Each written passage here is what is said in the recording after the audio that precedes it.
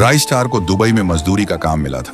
वह रोज सुबह 4 बजे उठता, बिना कुछ खाए पिए सबसे पहले काम पर पहुंच जाता और कड़ी धूप में खून पसीना एक करके ओवरटाइम काम करता। कभी भारी भारी पत्थर उठाता, कभी पीठ पर सीमेंट की बोरियां, और काम खत्म करके रात को बस एक टाइम रूखी सूखी रोटी और पानी पीता और थका टूटा जमीन पर लेट जाता। और हर रात सोने से पहले वह अपनी माँ और पायल की तस्वीर देखता और मन ही मन कहता, बस कुछ दिन और, फिर मैं अपनी पायल को रानी बनाकर रखूंगा। लेकिन उधर गांव में मंजर ही कुछ और था। राइस स्टार के जाते ही पायल के रंग ढंग बदल गए। उसने घर का काम काज करना बिल्कुल बंद कर दिया था। वह दिन भर शेरा के लाए हुए महंगे कपड़े पहनती, मेकअप लगाती और रानी बनकर आराम करती, और राइस स्टार की बूढ़ी बीमार माँ से घर का सारा काम करवाती। इस उम्र में उन्हें अब झाड़ू पोंछा और बर्तन मांजना पड़ता था। पायल उन्हें नौकरानी की तरह काम करवाती। माँ की तबीयत पहले से खराब थी, पर पायल के जुल्म ने उन्हें और तोड़ दिया था। एक दोपहर माँ अपनी खटिया पर लेटी दर्द से कराह रही थी। तभी उन्हें पायल के कमरे से कुछ फुसफुसाने की आवाजें सुनाई दी। उन्होंने सोचा, शायद मेरा बेटा राइस स्टार बिना बताए वापस आ गया है। जरूर वह पायल से बात कर रहा होगा। फिर वह उठकर धीरे धीरे पायल के कमरे की तरफ गईं। उन्होंने खुश होकर अंदर झांका, लेकिन अंदर का नजारा देखकर उनके पैरों तले जमीन खिसक गई। वहां राइस स्टार नहीं, शेरा था। पायल शेरा की बाहों में लिपटी हुई थी। शेरा हंसकर बोल रहा था, क्यों पायल रानी, वो राइस स्टार वहाँ खून पसीना बहा रहा है और हम यहाँ मजे कर रहे हैं। तुम्हें उसकी याद नहीं आती? याद? उस खेत के कीड़े की? अरे शेरा जी, वो तो बस एक गधा है जो मेरे शौक पूरे करने के लिए पैसा कमा रहा है। मेरा असली पति तो वो है जो मुझे रानी बनाकर रखे, यानी कि आप। यह सुनते ही माँ के मुंह से चीख निकल गई। हे राम, ये क्या अनर्थ हो गया। आवाज सुनते ही शेरा और पायल हड़बड़ा गए। पायल गुस्से में बोली, बुढ़िया, शर्म नहीं आती चुप चुप कर झांकते हुए? बेटा क्या गया, तू तो जासूस बन गई है। माँ रोते हुए बोली, बेटी, ये पाप है। राइस स्टार तेरा पति है, वो तेरे लिए। बस अपना ये ज्ञान अपने पास रख। खबरदार अगर राइस स्टार वो कुछ भी बताया तो। अगर 2 वक्त की रोटी चाहिए तो मुंह बंद रख और निकल यहाँ से। माँ के पास और कोई चारा नहीं था, इसलिए वह चुपचाप वहां से चली आई। फिर एक रात माँ को तेज बुखार था। उन्होंने कमजोर आवाज में पुकारा, बहू, ओ बहू, थोड़ा पानी दे दे बेटी, गला सूख रहा है। लेकिन उधर पायल शेरा का सिर गोद में रखकर उसे अंगूर खिला रही थी और वह खिलखिलाकर हंस रही थी।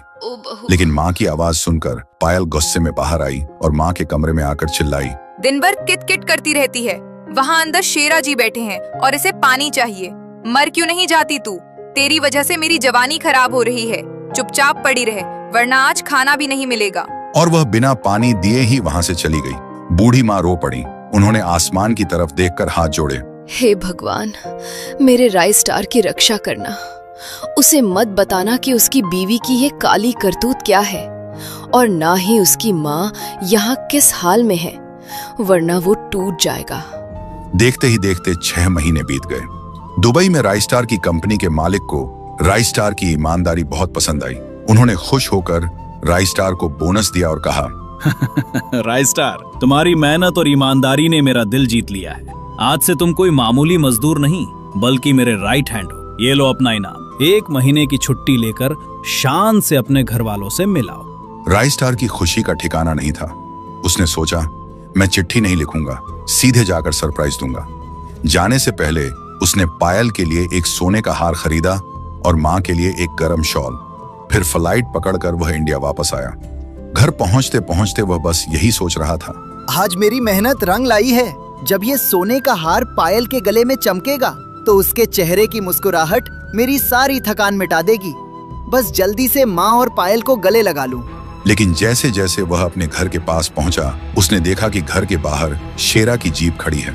राइस स्टार ठिठक गया। शेरा की जीप? शायद माँ की तबीयत खराब होगी। घबराहट में उसने जो बैग और तोहफे लिए थे वो वहीं छोड़ दिए और भागकर अंदर आया। उसने देखा माँ सो रही थी। राइस स्टार ने राहत की सांस ली कि माँ ठीक है। उसने सोचा माँ को जगाना ठीक नहीं होगा। फिर वह दबे पांव अपने कमरे की तरफ बढ़ने लगा ताकि पायल को सरप्राइज दे सके। लेकिन जैसे ही उसने कमरे के अंदर देखा तो उसके पैरों तले जमीन खिसक गई। अंदर पायल और शेरा एक दूसरे से चिपके हुए थे। तभी पायल बोली, शेरा जी, उस राइस स्टार को वहीं दुबई की रेत में दफन करवा दो ना। सच कहूँ अब तो उसका नाम सुनने से भी मुझे उल्टी आती है। शेरा ने बोला। मरवा देंगे मेरी जान, पर अभी वो नोट छापने वाली मशीन है, मशीन चलने दो, जब पुरानी हो जाएगी तो कबाड़ में फेंक देंगे। पायल खिलखिलाकर हंसी और बोली, सही कहा। वैसे भी खेत की मिट्टी और तिजोरी के सोने में यही तो फर्क है। आप सोना है और वो मेरे पैरों की धूल। दरवाजे के बाहर खड़ा राइस्टार पत्थर का बन गया था। जिस पायल के लिए वो धूप में जला भूखा रहा, आज वही पायल उसकी मौत की दुआ मांग रही थी। राइस्टार की आंखों से आंसू बह निकले, लेकिन ये आंसू दुख के नहीं, आग के थे। तभी राइस्टार दोनों के सामने जाकर खड़ा हुआ।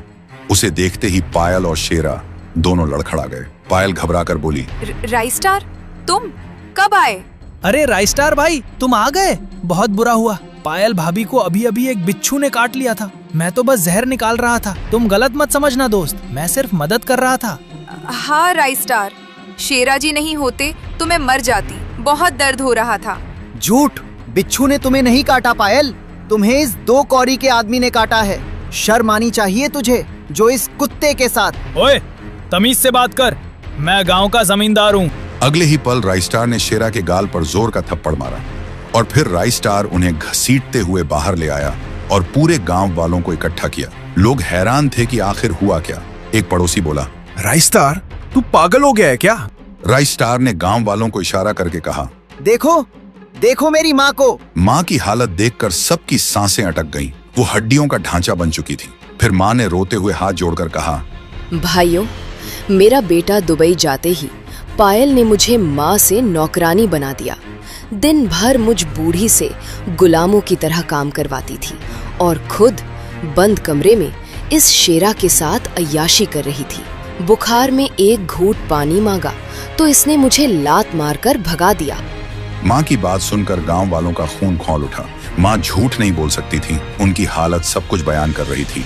लोग चिल्लाने लगे, थू है तेरे ऊपर पायल, और शेरा आज तेरी जमींदारी नहीं चलेगी। नहीं चलेगी, नहीं चलेगी। राइस्टार ने आखिरी फैसला सुनाया, शेरा, तुझे दूसरों की चीजें छीनने का शौक है ना, तो ले, आज से ये तेरी हुई। और पायल, तुझे सोना चाहिए था ना, अब इसी के पास रह। गांव वालों के डर से शेरा ने मजबूरी में पायल को साथ तो रखा, लेकिन कुछ ही दिनों में उसका मन भर गया। उसने पायल को दूध में गिरी मक्खी की तरह घर से बाहर निकाल फेंका। और आज वही पायल जो कभी राइस्टार को पैरों की धूल कहा करती थी, आज खुद धूल में सनी हुई सड़क के किनारे भीख मांग रही है।